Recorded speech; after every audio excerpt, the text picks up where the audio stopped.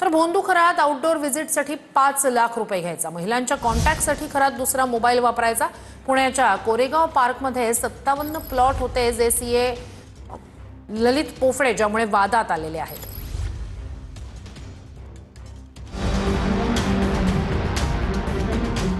नाशिकमधील भोंदूबाबा खरातची उद्या पोलीस कोठडी संपणार आहे। खरातच्या ऑफिसची फॉरेन्सिक तपासणी केली जाते। फॉरेन्सिक टीमनं भक्तांची नोंद असलेली वही जप्त केली, तर पोलिसांकडून सील केलेल्या ठिकाणी पुराव्यांचा शोध सुरू आहे। काळे पडलेले पेढे, काळ्या रंगाची फळं आणि संशयास्पद यंत्र ताब्यात घेतली आहेत। साऊंड प्रूफ काच आणि दरवाजांची तपासणी केली जाते। केबिनमधील आवाज बाहेर जात होता का याचाही शोध सुरू आहे।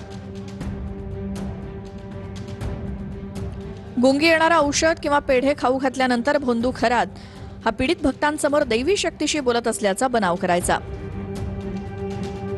भोंदू खरात भक्तांसमोर एका यंत्राशी बोलायचा आणि त्यानंतर त्या यंत्रातूनही त्याला उत्तर मिळायचं असं काही पीडितांनी सांगितलंय।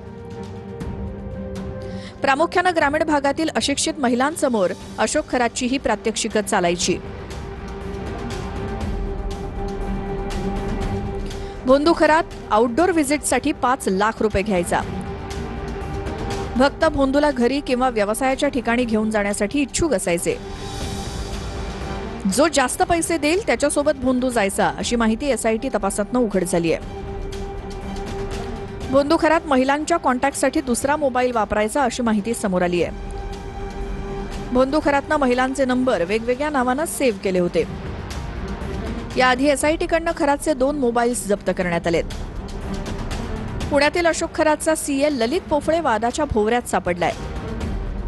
पुण्यातील कोरेगाव पार्कमध्ये 57 प्लॉटमध्ये रो हाऊस खरेदी केली आहे। त्यामुळे खरातचा सीए ललित पोफळेकडे संपत्ती आली कुठून याची चर्चा सुरू झाली आहे। शिर्डीतील 4 एकर भूखंड खरेदी प्रकरणी भोंदू खरातसह 5 जणांवर गुन्हा दाखल करण्यात आलाय। मूळ जमीन मालक रावसाहेब गोंदकरांच्या फिर्यादीवरनं गुन्हा दाखल करण्यात आलाय। खरातसह पत्नी कल्पना खरात, मध्यस्थी अरविंद बावके, किरण सोनावणे आणि अशोक तांबे अशा 5 जणांवर गुन्हा दाखल झालाय। तर अरविंद बावके आणि किरण सोनावणेला पोलिसांनी ताब्यात घेतलंय।